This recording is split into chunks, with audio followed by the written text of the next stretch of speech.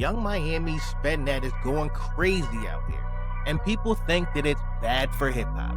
I beg to differ. Post Malone might be making a return to hip-hop, and people think that that's bad for hip-hop. And I beg to differ. The Game and YG are officially locked in to do a Verzuz, and I think that that could be really good for hip-hop. Brittany Renner's on a new path, and what I have to say is probably going to sound quite ignorant, even though it's not. And Foxy Brown is a no-show at the Jay-Z Yankee Stadium concert, and I think we know why. My name is Wi-Fi, and culture lives here. I don't just do it for the culture, I am the culture. What's up, y'all? Welcome to episode 3 of Culture Lives Here. My name is Wi-Fi. Make sure you hit that subscribe button. Follow me on my socials. On TikTok, that is going to be at the Wi-Fi _. That is the Wi-Fi with 2 I's.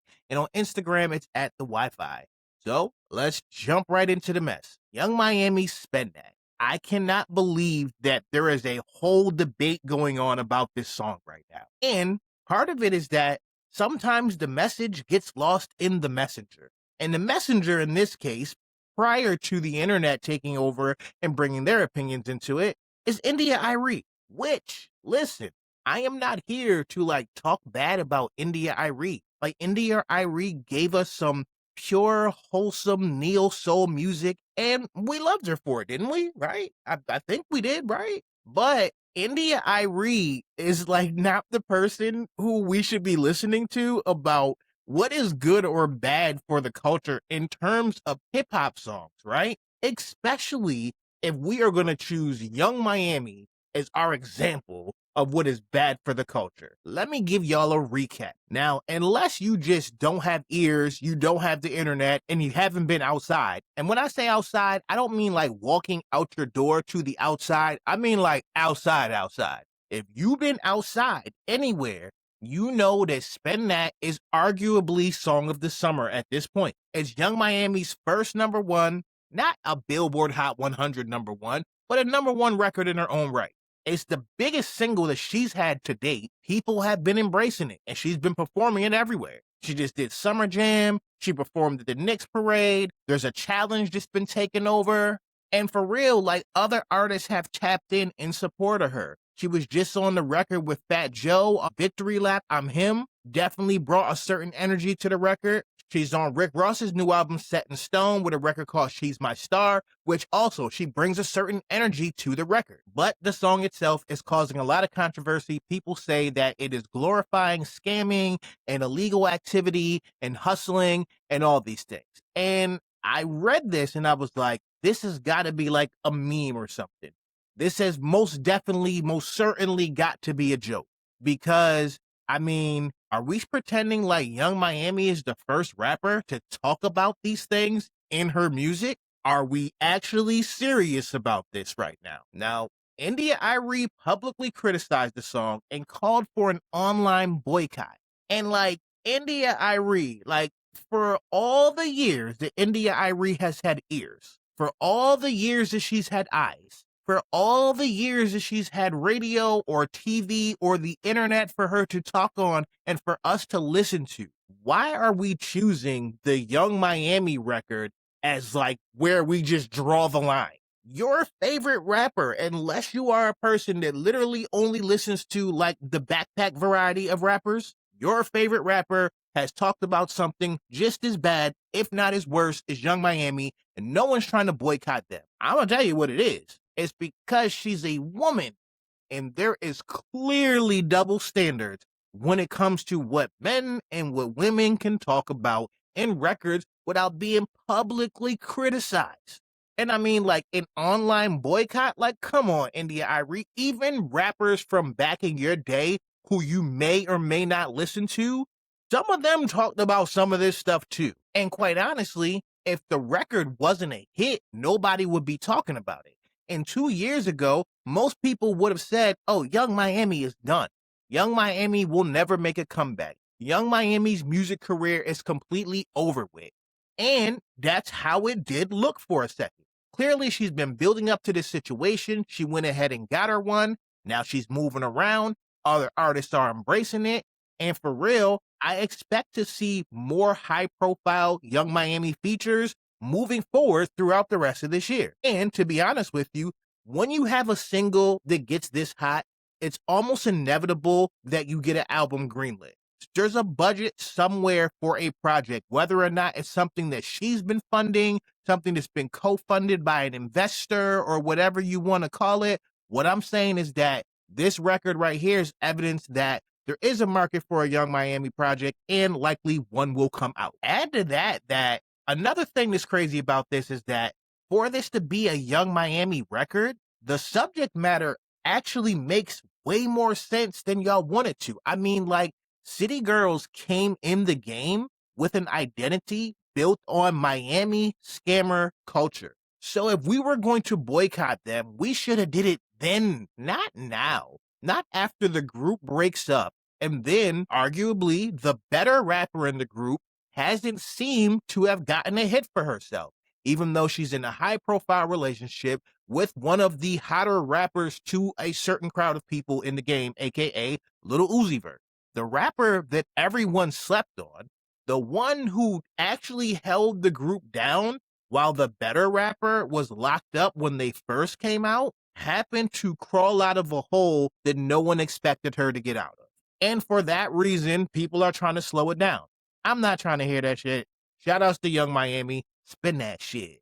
Spin that shit. Moving on. Post Malone teases a return to hip hop, and the internet is not having any parts of it. And I get it.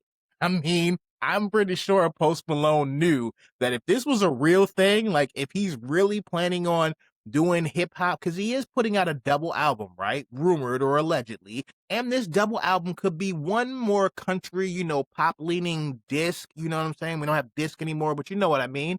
And the other one being hip hop. And if that's the case, the internet is going to dissect this with reckless abandonment. He previewed a new hip hop leaning snippet with a caption, "That one mofo that just don't know when to leave." That's how I know that he knew the reaction he was going to get. You know what I'm saying? The caption alone tells you that he's already playing into the joke that he already knows that y'all was going to make, right? Which is that Post Malone is a culture vulture who came in, built up his fame, built up his name, built up his image on hip hop culture, and then when he got to the peak of his career, decided to jump the boat and go into more rock leaning music and then country leaning music. And honestly, I just never really believed that. Like, I never really subscribed to that whole narrative.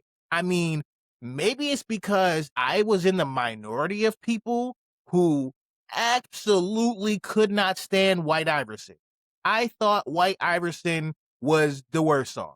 I did not like White Iverson at all. And for real, some of that early Post Malone music really wasn't for me. The Post Malone music that I did like was when I started to hear it leaning in more pop or more rock inspired. And then when he started doing more of the country stuff, once I started hearing the genre bending type music from Post Malone, that's when I really started to pay more attention to Post Malone. So, like, yes, those records were hip hop leaning, but there were so many other elements in those songs that you couldn't necessarily consider them hip hop songs. And like I said, like, I wasn't the biggest Post Malone fan to start with, so I'm sure there's somebody out there that could say, oh, well, this Post Malone song is like textbook hip hop, and this Post Malone song is textbook hip hop. But I don't know. I'm a gambling man. I'm going to say that I don't know if there's that many songs in Post Malone's discography that we would consider textbook hip hop to begin with. So I don't understand, like, the whole culture vulture angle. I just think that Post Malone came in the game making pop leaning music, and then he just started sprinkling other stuff in there. Yes, he leaned heavily into this country music run, and he's probably going to lean back into some hip hop stuff. But the interesting thing about this whole thing is that, wow, yes, I completely expected, like, the fans to react the way they did. I'm just not so sure if the artists are going to react the same way, especially after reading this Luminate report in AP News about the surgence of country and Latin music in streaming. Although hip hop and R&B is still the most dominant, they are losing a massive amount of market share when it comes to total album consumption to country and Latin music. And I feel as though that if Post Malone, someone who has his foot firmly planted in the country world right about now. He's on tour with Jelly Roll. He's doing his thing, but someone who has relationships in the music industry in hip hop. I don't think that the artists who you think should be mad at Post Malone are actually going to be mad. I think they're going to jump on this project if they already haven't done a record with him already. Now, like I said, hip hop and R&B is still the most streamed genre. About 1 in 4 on-demand streams across all genres in the United States. But in 2023, it actually dropped down 41% of total album consumption. And right now, mid-year 2026, it is down 30%, meaning that country music and Latin music are closing the gap. And I think that more hip-hop artists are going to be looking for ways to tap in to those pockets that have taken over some of the market share of hip-hop and R&B music streaming. And I think that going through an artist like Post Malone makes that genre-bending transition, and not even transition. Like, I'm not saying that hip-hop and R&B artists are going to, like, jump ship like Post Malone did, all right? You know what I mean? But what I'm saying is that they likely will make some records that could play into those markets. And rather than just go make those records with the hope and a dream that they'll play in those markets, you just do the record with Post Malone. And then that's more of a safer bet for it to play in there. So I don't know. I want to hear what y'all opinions are about this. I just figured that I needed to speak on this early before it really started getting saturated out there, because boy, this thing moved quick. As soon as he posted that, I mean, it was like a knee-jerk reaction and it just started going nuts. But yeah, that's what I got with that. Let's keep going. The Game versus YG. This is one of those verses that I'm looking forward to. And I'll just tell you off the rip, I believe that the Game is going to clean YG up in this verses. And that is no disrespect to YG, even though I'm sure that any YG fan watching this or listening to this or looking at a clip of this or whatever is going to hear what I'm saying in that way. I get it. I just said the Game's going to clean YG up. But that's not a diss on YG. That's just how high I hold the Game in terms of competitively. I think that the Game is going to be a tough challenge for a lot of people in a versus that you would consider better artists or better rappers than him. And I think those are two different things, right? Game said earlier this year that, or last year, or somewhere recently, you know what I'm saying, the past 6 months, that he was the best rapper from Compton, including Kendrick Lamar. And of course, the internet went like real crazy with this one, right? Oh my God, I can't believe that the Game would say something like that. Oh my God. And the reality is that while Game might not be like as artistically clever as like Kendrick Lamar, or there might be certain things that a Kendrick could do that a Game just doesn't do, right? Not that he couldn't, he just doesn't. Bar for bar, as a rapper, the Game is one of the better rappers, and he always has been. We know that the structure of like verses usually is like, you're going to get some hits, you're going to get some hood classics, and then you're going to get some sleepers. But I think they're going to make this like real LA. You know what I'm saying? Like, I mean, they're both from Compton. They're doing this in LA. It almost makes me want to book a flight and fly out there to see this. Problem is, I have to be in New York for another thing like that same day. But boy, like, I think this is going to be a great situation right here. But I think when you add some of those Game B-sides, like real LA street stuff, right?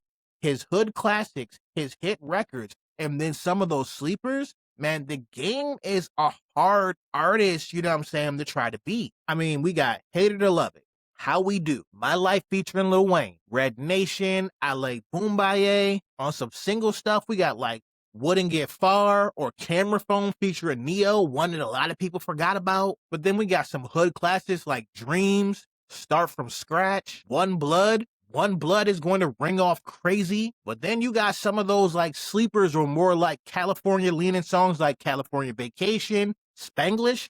If he performs Spanglish at this versus, that's one that a lot of people won't see coming. It just shows you how many pockets that the Game can dig into for verses like this. And look, on the YG side, I mean, he's coming in with some heavy hits too. I mean, he's got My Hitter, Who Do You Love featuring Drake, Twist My Fingers, FDT, Big Bank, Go Loco, Tooted and Booted. But then he got the hood classics too. Left Right featuring DJ Mustard, Do It To You featuring Kaylani. We got Meet the Flockers. Of course, he has his own sleepers as well. So I just think that this will be one of the better verses for real. Like, honestly, this is going to be one of those ones where like, it's going to be good for the culture. It's going to be good for LA. It's going to be good for Compton being represented by two rappers going up there who had rumored beefs in the past, but they have cleared that up, and I think that this is just going to be a celebration of some dope music. But outside of all that, I believe that the game is going to win the verses. Like, because at the end of the day, we want to pick, or at least we are going to debate on the internet after it is all said and done, who won, who lost. I'm just letting y'all know right now that my stance is the game is going to clean him up. And once that happens, we can talk about it again then. Moving on. Brittany Renner is onto a new stage in her life. And as I said in the intro, this is going to come across as ignorant. Like, as I was going over and putting together my show notes, there was no way that I was going to be able to speak on this without it coming across a certain way. So I've just accepted that. But it is what it is. Matter of fact, most people that hear what I'm saying for what I'm not saying probably would do it themselves. All right, so let's just get into it. Brittany Renner is no longer Muslim. She has now become baptized. She's on a different path, and no, this conversation has absolutely nothing to do with religion or religious choices. Like, it is not up to me, you, him, her, or anybody what someone chooses as their faith. Like, your faith is your faith. Like, that is a personal journey for you and your higher power. But I don't think that this has absolutely anything to do with her path of her faith or a higher power. I think that she became Muslim because she was dating Kevin Gates. And Kevin Gates said, you gotta be Muslim. And so she became Muslim. And she made a whole big production about it on the internet and leaned into it heavily for clicks and all that stuff like that. And like, nobody really like noticed it that way. And I did. And I kind of saw this coming, like, you know what I mean? Unless, of course, like, their relationship lasted for a very long time. However, as she's been saying, wearing the hijab and things of that nature made her feel invisible and not protected. Again, let me say, I am not making a judgment call on any type of religious garb or anything. As a matter of fact, I'm just telling you what Brittany Renner said about her quote unquote 52 days that she was married. And she actually used the air quotes for 52 days. This is not me throwing it in because you know I'm an air quote guy. No, Brittany Renner was talking about that in reference to Kevin Gates. Now, part of me feels as though if Brittany Renner was never dating Kevin Gates, she would have never made this transition to begin. And now that she's not, and she's doing this other thing, it's just like, look, if a person chooses any faith that they want to choose because of their personal relationship with like that higher power or whatever it may be, like I said, that is totally their choice. But if you make that decision based on whoever you happen to be dating at the moment, I have to ask myself, what would happen if Brittany Renner started to date a Jewish guy? Do we think that this baptism that she just had would just go out the window and that she's going to go, you know, do whatever the thing is that you do when you become Jewish? I think so. And part of me feels as though that that's just a little awkward, especially when you take this personal thing and then you turn it into a big production on the internet. Like, it's a personal journey that you are making super non-personal by putting it out there for us. I'm not going to spend too much more time on this because the more and more I talk, I understand how I sound, but there are some people out there that will hear what I'm saying and actually hear what I'm saying, not try to interpret what they think I mean, because I mean exactly what I'm saying right now. But let's just move on. So Memphis Bleek was on an interview and he went to bat about Jay-Z's controversial Target deal, which, full disclosure, let me just put this out there, right? Now, I did hear that, like, we were supposed to be boycotting Target for, like, some situations that Target should be boycotted for. And knowing that right now, had I known what the situation was, or had I been paying more attention and known that that was still a thing, just because I've never really been a person who shopped at Target anyways. It's one of those things that I kind of ignored. Like, I always been a Walmart dude for real, you know what I'm saying? I'm either Walmart or I'm ordering stuff online or whatever the case may be. I go to a lot of, like hood shops or whatever, but I've never really been like a Target person. But not too long ago, I did go to a Target real quick to buy a Xbox controller because I had just got a new laptop. It was a gaming laptop, and then I wanted to play NBA 2K. And so, I went to the closest place to me that had the controller that I needed, which was Target. Now, I kind of even feel a little bad, you know what I'm saying, that I went there and gave them my money. So, the fact that Jay-Z has partnered with them for the physical release or re-release of Reasonable Doubt, yeah, people are not feeling that, like, clearly. And you should be able to read the room a lot better, knowing that that was not the company that you should have partnered with. But there might be a reason for that, one that people won't want to hear. But I will get into that in a second. First, let's just talk about the whole Bleek situation. Bleek was in an interview with Mouse Jones. And long story less long, he said he don't really give a yeah about all that activism stuff, blah, blah, blah, blah, blah. Went on to talk about that Jay-Z taught people about how to get money, blah, blah, blah, blah, blah. And it just seemed like that everything that Bleek was saying, defending this situation, felt like that he wasn't actually speaking on the situation at all. He was just basically like glazing Jay, you know what I'm saying? And look, I mean, like, Jay is his guy. Like, normalize glazing the bros, yo, you know what I'm saying? Like, that is his dude right there. That is the person who put him on. That is a person who has always made sure that he was good. Memphis Bleek is still locked in with Jay-Z to this day. And so if I'm Memphis Bleek, there ain't nothing that you could tell me about something that Jay-Z did or did not do that I am not going to defend. So I understand why Bleek is doing that. But it does not make the situation any better because no one seems to be addressing the actual concerns of the actual people, meaning that the people are just going to double down on this as more.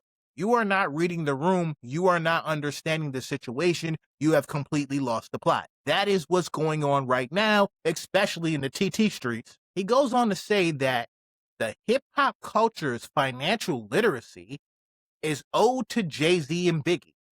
I think that's a stretch. I don't know, you know what I'm saying? But you tell me, you know what I'm saying? Is our financial literacy, do we like owe that to Hove? I don't know. You know what I'm saying? I know like Hove was one of the people who started talking about money and big money. Hove is definitely one of those rappers who transitioned from just being the street hustler type rapper to doing bigger business deals. I totally get that. I just don't know if like the question that Mouse Jones was asking Bleek really should have been answered with these type of answers right here. And Mouse Jones pushed back on this, saying that money in the context of this with Jay-Z and this deal with Target isn't necessarily the same thing, saying that this deal with Target doesn't necessarily help the community in any way. So for you're making the argument about financial literacy and getting money and we owe this to Hove and all this, that, and the third, then how are you making that argument in the context of a conversation about a deal that does not help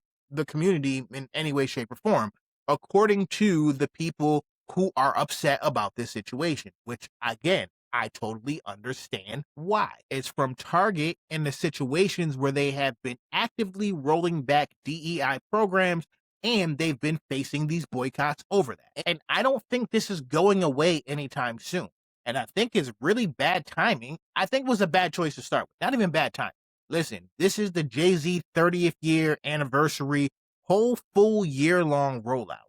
And the last thing that I think you want happening in this rollout is for the controversial stuff to overshadow the greatness, right?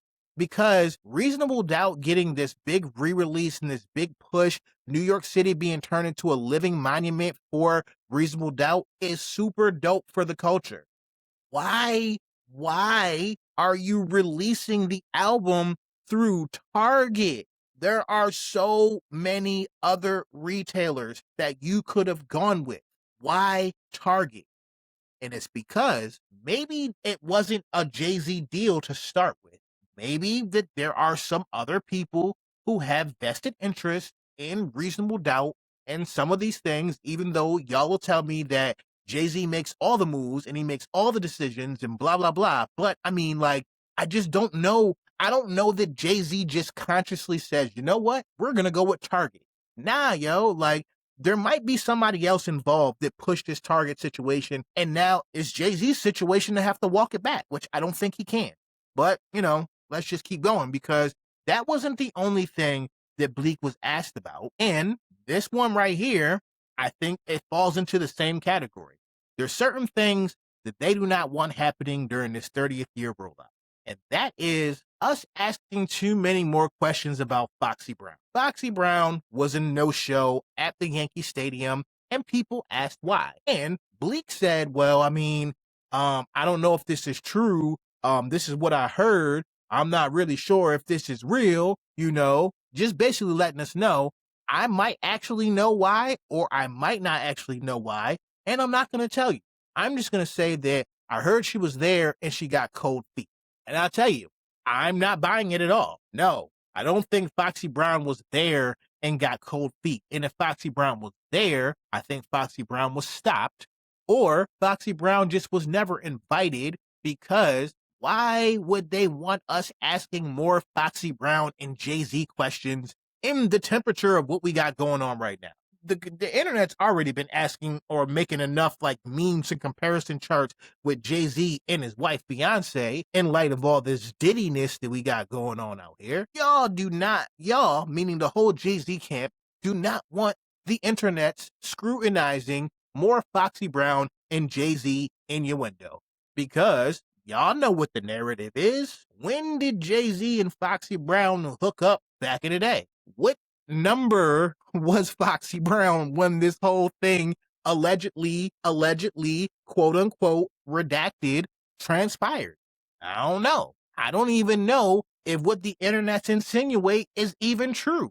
But then again, I can go look back at how old I believe that Foxy Brown was when she first started putting out some of these records, and the photographs that surfaced when Jay-Z and Fox first started hanging out, and the ages of them when they first started doing music and all that messy stuff. Like, I didn't make any of this stuff up. I'm just telling you what I have seen on the internet over the past couple years. This is probably just not the year for us to be asking those type of questions. And I don't think we're going to see Foxy Brown involved too much in any of this, even though Foxy Brown very well should be at least highlighted as one of the artists who was part of that Reasonable Doubt era. I'm just saying. I mean, Foxy Brown cleared her Instagram and left Jay-Z as the only person she followed. I know, y'all are like, oh my God, you're taking Instagram stories and turning it into a thing. I'm not doing that, but that's a thing. Like, if you clear your Instagram and you just follow one person, or even better yet, if two people are a thing, right? And one person unfollows the other, that usually means a certain thing. If I unfollow a person, it might just be an accident. I don't really do these things consciously, but I know how the internet would look. And other people showed up. Like, we had Alicia Keys there, we had Pharrell there, we had Beanie Siegel there, we had Eminem there, Jadakiss, and Nas. And two notable names that were not in attendance were Foxy Brown and Sauce Money. Now, they mentioned that they reached out to Sauce Money and that he just didn't respond. But as far as Foxy Brown is concerned, the story we're supposed to believe is that she was there and she just got cold feet and decided not to come out and perform. And I'm sorry, I am just not buying that at all. So, moving on, Shreveport's mayor is calling 50 Cent's bluff. 50 Cent saying that he's not feeling some things that are going on down there in Shreveport, and he may have to pull his investments. Now, here's the thing. According to the mayor of Shreveport, 50 Cent would never make this move because there are certain public projects, at least 3 of them right now, that he's still heavily involved in or heavily invested into, where he's gotten city money or he's supposed to be getting city reimbursements on, and that he would never pull out of those projects and leave that money on the table that he's supposed to get upon completion of these projects. And like, I get that. Like, I don't really understand how those deals are structured, so I can't really speak too heavily on that part right there. I understand the mayor's stance on that. But at the end of the day, guess what, Mayor? If 50 Cent does decide to pull out and pull all his G Unit projects or whatever out of Shreveport, a situation that has created lots of jobs for lots of people down there in your town, guess who's not getting reelected again? You, my friend. Look, rather than you be on the internet or be on the news trying to be chatty, I should be chatty. I'm chatty about this right now. You should not be chatty. You should be going to figure out, well, what is 50 Cent's issue? And see if you can't be a government person and help the issue. Clearly, he's not just talking for no reason. There's something happening that we don't know, nor do we understand, that is interfering with his business. And for that reason, you are not the only city in America that 50 Cent could take his ball and go to. And he could create some jobs and some situations out there. So all I'm saying is that you're right. 50 Cent might not be pulling out of Shreveport because of the situations that would leave him not collecting his bag. Because 50 Cent loves the bag. 50 Cent is there for the bag. It's like my t-shirt says, I'm only here for the bag. But if 50 Cent does decide to leave, boy, are you in trouble. And people are going to remember this. Just know it. On a positive tip, Cenat Streaming University is back. And I'm glad to see it. Kai took a little hiatus, you know what I'm saying? Kai decided that he wanted to work on some different things, which made sense. And part of it was that Kai had just finished like breaking all types of records. Kai had done so much stuff in the streaming world that honestly, in order for him to continue to perform like in the peak of like his craft or whatever, Kai does have to take longer breaks than some people do. And taking this long break that he did and then circling back around and his first return back to streaming being a second season of Streamer University makes perfect sense. And quite honestly, after he does Streaming University, I don't think that he needs to jump right back into like his regular like Twitch streaming. I think that he should kind of let this breathe or whatever and then come back in. I think moving forward that Kai Cenat taking these timely breaks, working on other things, balancing other things, and then jumping back with bigger events right here is a winning blueprint moving forward. And we're already seeing it happen right now with the amount of attention the Streamer University is getting. And Kai says that he intends to keep this tradition running for the long run. Now, some of the names that we see are some familiar ones like Blackboy Max and Jason the Ween. And we have some rising streamers like Giovanna Ramos and Cool Butterfly.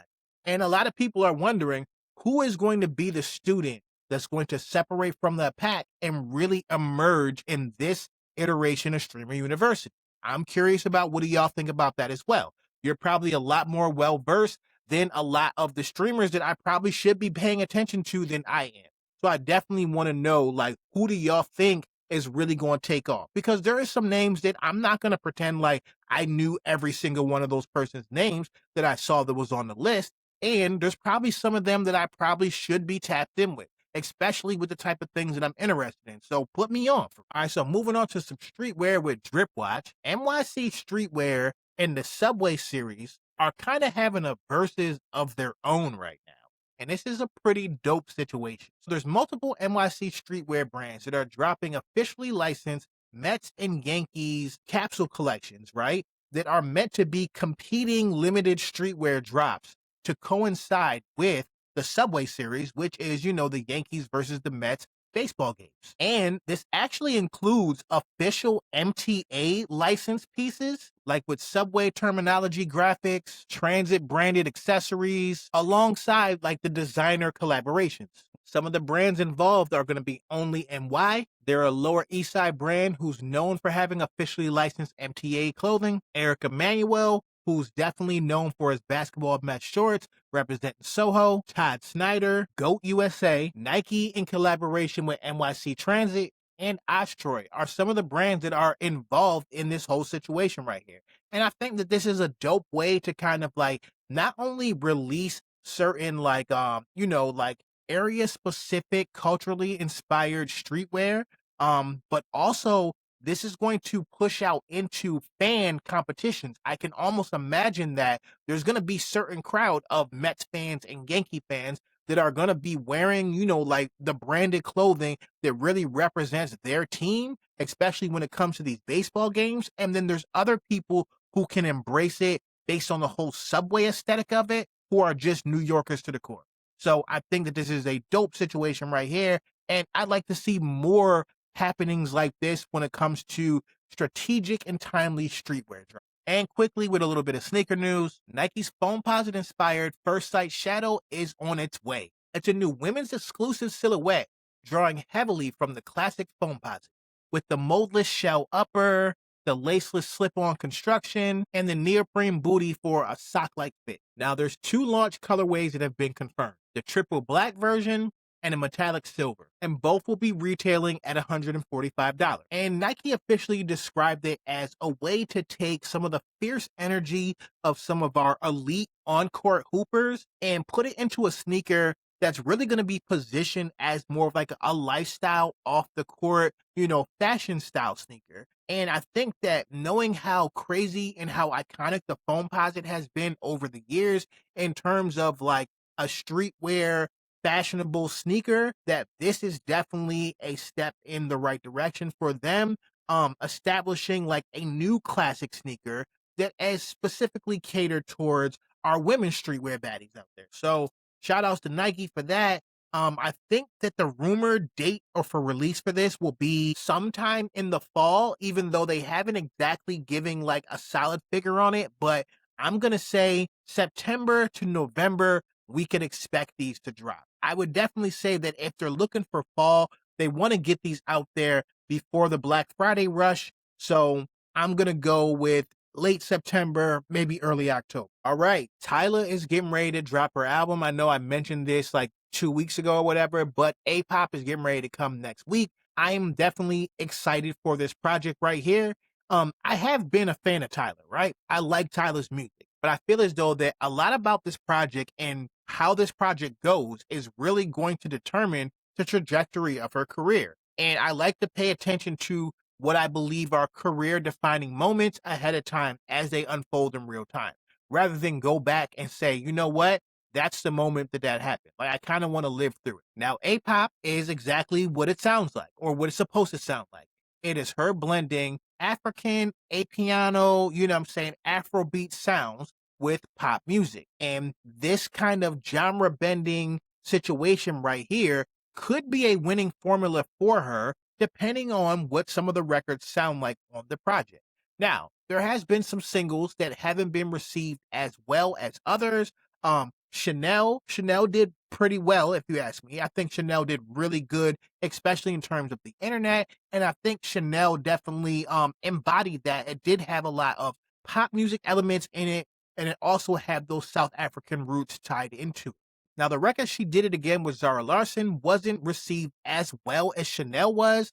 I kind of get why, but I believe that was more of the pop leaning record, and that record was designed for a quite different audience.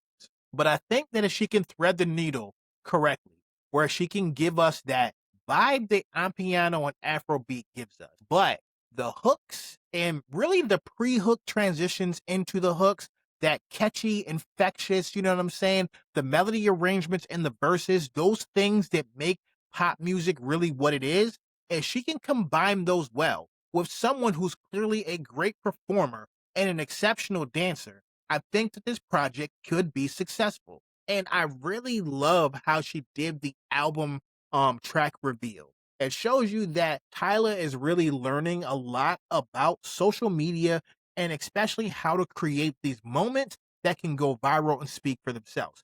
She could have just dropped a screenshot like a lot of people do. She could have just took a picture, an organic picture with her phone of a notebook with the songs written down on it, like a lot of people have done. But she did this whole thing where like she spray painted the names of the tracks in like fluorescent black light paint and like revealed each one of these in that way. And I thought that that was so hard. And honestly, that's a music video right there. Like, if she were to do a music video for one of the records on there, maybe something on the project that has a little bit of more edge to it and had like different phrases and lyrics of like the songs in that same fluorescent black paint type of stuff all over the walls and like did that whole aesthetic like that, I mean, that video would be so fire in my opinion. Hey, listen, if y'all need some more ideas, I'm available whenever. Just hit me up. The album has already broken pre-save records for an African artist on streaming platforms. And if I'm listening to what she said to Billboard Africa of her wanting to escape the expectations of being just this polished, pristine, and perfect pop star, that I am going to get what I expect this project to sound like.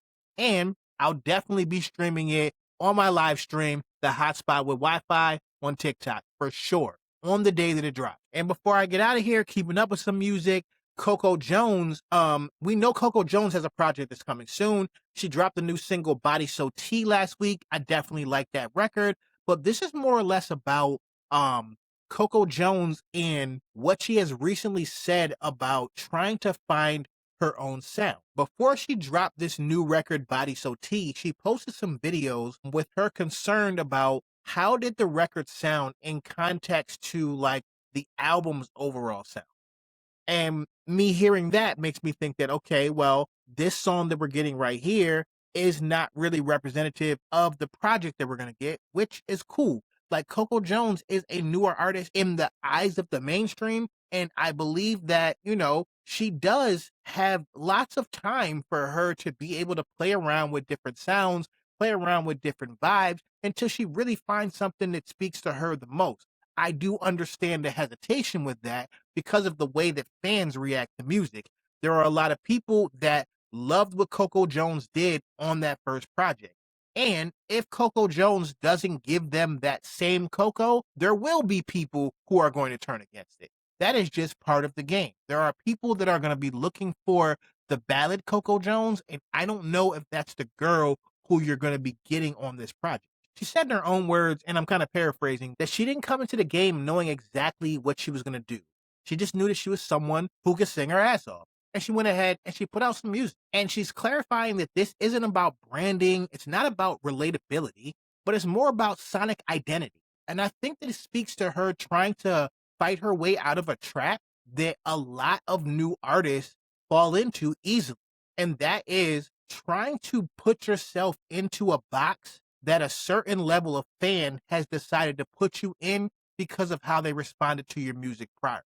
And I just hope that Coco Jones does allow herself the room to make some songs that everyone is not going to like, and also make some songs that a lot of people are going to love, and ultimately make a project that she's really going to be proud of and something that she can enjoy herself. So shout outs to Coco Jones. I'm definitely waiting for this project to come through. And that's pretty much all I got right now. Shout out to everybody that tapped in with me on this episode 3 of Culture Lives Here. Make sure to hit the subscribe button. Follow me on my socials. That's going to be at the Wi-Fi _ on TikTok. That is the Wi-Fi with 2 eyes. And at the Wi-Fi on Instagram. I don't just do it for the culture. I am the culture. I am the culture.